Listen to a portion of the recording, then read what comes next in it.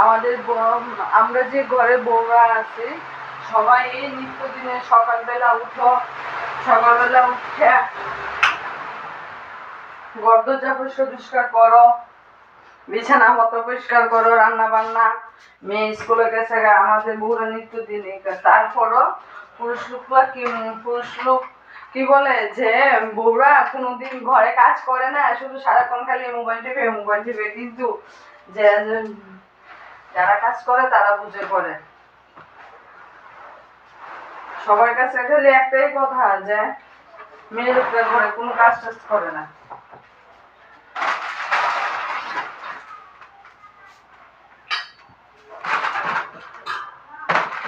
কি অবস্থা হয়েছে ঘরটা, হ্যাঁ?